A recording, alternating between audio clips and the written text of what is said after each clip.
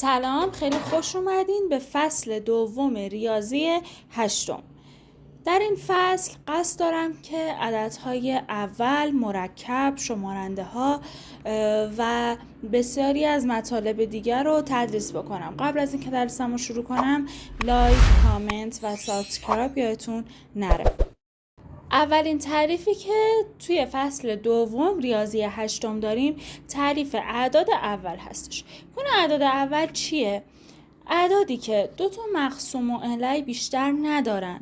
در اصل عددهای بزرگتر از یک که هیچ شمارنده مشترکی به جز خودشون و عدد یک ندارن رو اعداد اول میگن. به عنوان مثال عدد 5، 13، 23، 7، 3، 2 اینها بزرگتر از یک هستن و من نمیتونم هیچ ضرب دیگه ای به جز این که بنویسم یک ضرب در 5، یعنی شمارنده مشترکشون میشه یک و خود اون عدد، دیگه هیچ دیگه ای نمیتونم بنویسم. مثلا 13، هیچ ضرب دیگه ای به جز این که بنویسم یک ضرب در 13 ندارم. 7 همینطور، 3 همینطور، 2 همینطور، 23 همینطور. و یه نکته ای هست که ما میگیم بیشمار عدد اول داریم. دقت بکنین که یک با این که این ویژگی رو داره که به غیر از عدد یک و خودش هیچ شمارنده دیگه ای نداره، ولی ما جزو اعداد اول در نظرش نمیگیریم. یعنی ما اگه بخوایم اعداد رو تقسیم بندی بکنیم میگیم یک دسته شامل اعداد یک دسته شامل اعداد اول و یک دسته شامل اعداد مرکب. در قسمت بعدی اعداد مرکب رو واسهتون توضیح. اعداد مرکب شامل اعدادی هستن که به غیر از یک و خودشون شمارنده های دیگری هم دارن. دقت بکنین که عددمون باید بزرگتر از یک باشه و بیشتر از دو تا مقسوم علیه داشته باشه. یا توضیح دیگه که میتونم براش داشته باشم، بیشتر از یک و خودش ضرب دیگه من بتونم براش بنویسم. به عنوان مثال اعداد 4، 6، 8، 10، 15، 22، 66، 45 اینها همه اعداد مرکب هستن. چرا؟ چون من به غیر از این که میگم یک ضرب در 4 میشه 4، میتونم بگم 2 ضرب در 2 هم میشه 4 و من یک ضرب دیگه ای به غیر از یک و خود اون عدد پیدا میتونم بکنم واسش. دوباره 6 به غیر از این که میتونم بگم 1 6 تا 6 تا، میتونم بگم 2 3 تا 6 تا. 8 2 4 تا 8 تا. 10 2 5 تا 10 تا. و تمام اینها یک ضربی دارن به غیر از یک و خودشون بازم من میتونم براشون عدد بنویسم. مثلا 1 66 تا 66 تا، 11 ضرب در 6 هم میشه 66 و 33 ضرب در 2 هم میشه 66. یک نکته در مورد اعداد طبیعی، میگیم که هر عدد طبیعی بزرگتر از یک یا خودش اوله یا به عوامل اول تجزیه میشه.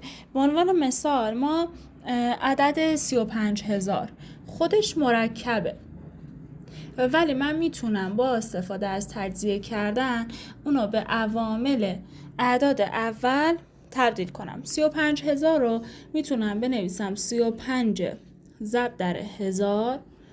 35 خودش دوباره تجزیه میشه 7 5 تا 35 تا و میبینین که 7 و 5 عدد اوله.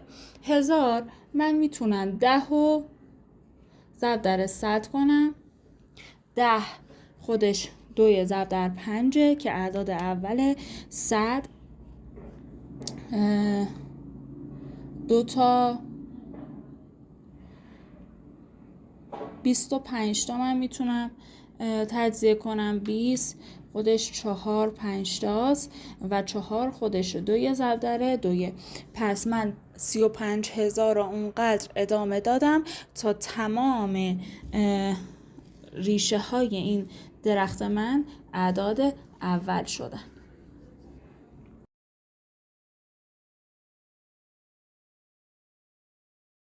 یه عدد دیگه من بخوام مثال بزنم، به عنوان مثال 420. 420 42 ضرب در 10 میتونه باشه که 42 خودش 6 ضرب در 7. 7 که عدد اوله، 6 دوباره تجزیه میشه 3 دوتا که اینام شدن اعداد اول. 10 هم که میشه 2 ضرب در 5. پس تمام اعداد طبیعی بزرگتر از یک یا خودشون اولن مثل 5 و 2 و 7 و اینا، یا اینکه اگر مرکب هم باشن با تجزیه کردن به عدد اول میرسن. یه سوالی داخل کتابتون هست در مورد ب میم یا بزرگترین شمارنده مشترک. پس ب میم چه معنی میده؟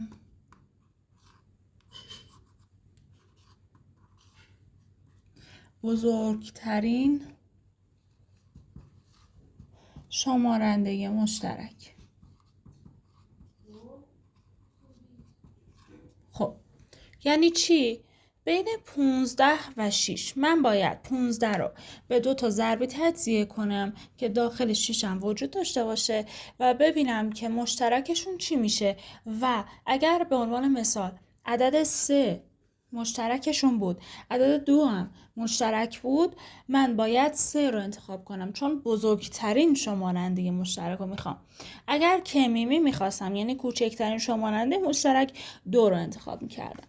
خب 15 و 6 من میگم که 3 5 تا 15 تا 2 3 تا 6 تا شمارنده مشترکشون شد 3. 18 و 12 3 6 تا 18 تا 4 3 تا 12 تا دوباره این 6 تجزیه میشه 2 3 تا 6 تا 2 2 تا 4 تا. خب من الان مشترکم هم 2 هم 3، ولی چون بزرگترین شمارنده مشترک رو میخوام 3 رو انتخاب میکنم. 24 و 25 من میگم 6 4 تا 24 تا 5 5 تا 25 تا. با اینکه جفت این اعداد مرکب هستن و من میتونم ضرب‌هایی به جز یک و خودشون بنویسم واسش، ولی چون اون ضربایی که مینویسم مشترکی نداره، یعنی این 4 6 تا 24 تا اون 5 5 تا 25 تا هیچ دو تا عدد مشترکی نداره توشون، میام به صورت یک ضرب در خود اون عدد مینویسم که مشترک من بشه عدد 1. 7 و 8 هم به همین صورت. اونا دیگه عدد اولن، اعداد 7 عدد اوله، چون که یه عدد اول داریم و یه عدد مرکب، ما میام اون عدد مرکبونم به صورت یک ضرب در خودمون عدد می نویسیم. و مثلا من اینجا 4 دوتا رو ننوشتم چون ما این 7 عدد اوله و مشترکی نداره با 4 و 2، پس این یکی هم شد 1. 3 و 9 میگم که یه 3 تا 3 تا 3 3 تا 9 تا مشترک این دو تا عدد شد 3 و بزرگترین شمارنده مشترک هم که هست 2 و 4 یه 2 تا 2 تا 2 2 تا 4 تا بزرگترین شمارنده مشترک اینمون هم شد 2.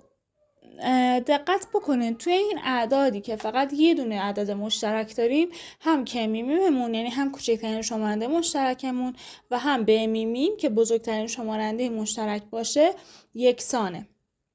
6 و 4 میگم که 2 3 تا 6 تا اینجا 2 2 تا 4 تا و عدد مشترک بین 6 و 4 شد 2. داخل کتابتون یک روش دارین به نام روش غربال. این چیه؟ روش غربال یک روش آسونتر برای پیدا کردن اعداد اول. به عنوان مثال یه سوال داریم میگه که عددهای 1 تا 100 رو به ما داده و گفته که عددهای اول بین 1 تا 100 رو بیابید. خب ما اگر بخوایم هی یکی یکی بررسی کنیم، 1 رو بررسی کردم، 2 رو بررسی کردم، 3 رو بررسی کردم و به این ترتیب برم جلو، خیلی طولانی میشه. روش غربال میگه که 1 که خب میدونیم اول نیست، 1 که خط میزنیم، 2 3 5 و 7 عددهای اول کوچکتر از 10 هستن. اینها رو ما میدونیم که اولن، میایم مضرب هاشون رو که مرکب هستن خط میزنیم. مثلا من رسیدم به عدد 2، میام مضرب‌های عدد 2 رو خط میزنم. 2 تا 4 رو خط میزنم. 2 3 تا 6 تا 6 رو خط میزنم. 2 4 تا 8 رو خط میزنم. یکی تمام مضرب‌های عدد 2 رو خط میزنم و بعد میرم سراغ عدد 3. خود 3 که اوله، 3 2 تا 6 تا یه بار خط خورده، 3 3 تا 9 تا خط میخوره چون 9 هم مرکبه، 3 4 تا 12 تا خط میخوره، 3 5 تا 15 تا خط میخوره و تمام مضرب‌های 3 هم خط خوردن. بعد میرم سراغ مضرب‌های 5 و بعد مضرب‌های 7. اینطوری میشه که تمام اعداد مرکب من خط میخوره و عددهای اول من نمایان میشه. یکی دیگه از راه‌های تشخیص این که یک عدد اول هست یا نه اینه: تقسیم بر عددهای اول کمتر از 10. عددهای اول کمتر از 10 2 3 5 7 هستن. این روش اینجوریه که مثلا عدد 97 رو من میخوام ببینم اوله یا نه. به تک تک این اعداد تقسیم میکنم. اگر باقی مانده 0 نشد یعنی اول. خب من اول 97 رو تقسیم بر 2 میکنم. دقت کنید هر جا که به عنوان مثال من تقسیم بر 2 کردم باقی مانده 0 نشد، خب میرم تقسیم بر 3 میکنم، تقسیم بر 5 میکنم، بعد یهو تقسیم بر 5 که میکنم باقی مانده 0 میشه. اینجا دیگه استوب میکنم و نمیرم سراغ عدد بعدی و میگم این عدد مرکبه چون در یکی از تقسیم ها باقی مانده 0 شده. خب 97 تقسیم بر 2 میگم 3 تا 2 تا 5 تا بازم کمه، 4 2 تا 8 تا 5 2 تا 10 تا زد بالا، پس 4 انتخاب میکنم. 4 2 تا 8 تا 9 تا دارم 8 تاش بره اینجا منها میذارم یکی دیگه. خب 8 تا 16 تا و باقی مانده شد 1. خب باقی مانده اینجا 0 نشد، پس فعلا عدد 97 یه عدد اول. میرم سراغ بعدی 97 تقسیم بر 3. میگیم که 3 3 تا 9 تا باقی مانده شد 7، 2 3 تا 6 تا و باقی مانده شد 1. پس هنوزم عدد من اوله. عدد بعدی رو تقسیم بعدی رو امتحان میکنم. 97 تقسیم بر 5. یه 5 تا 5 تا 2 5 تا 10 تا که میزنه بالا، پس 1 میذارم. 50 9 تا دارم 5 تاش بره 4 تا دیگه 47. میگم که 7 5 تا 35 تا 8 5 تا 40 تا 9 5 تا 45 تا باقی مانده شد 2. پس هنوزم این عدد اوله. فقط 7 باقی مونده. 97 تقسیم بر 7 میکنم. 97 تقسیم بر 7 1 میذارم.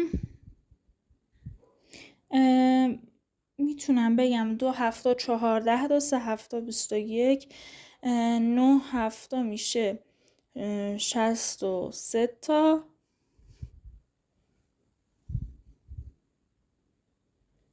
همون یکو میذارم. یه 7 7 9 تا دارم 7 تاش بره 2 تا دیگه 27 شد. خب 4 هفته داریم 28 میزنه بالاتر. 3 هفته 21. 7 دارم یکیش بره میشه 6 تا دیگه و باقی مانده شد 6 و 0 نشد. پس عدد 97 یک عدد اول. حالا به عنوان مثال اگر یه عددی داشتم که مثلا تقسیم بر 2 میکردم اول بود، یعنی باقی مانده 0 نمیشد، ولی تقسیم بر 3 که میکردم باقی مانده من 0 میشد، دیگه ادامه نمیدادم. تا همینجا کافی بود و میگفتم که این عدد مرکبه.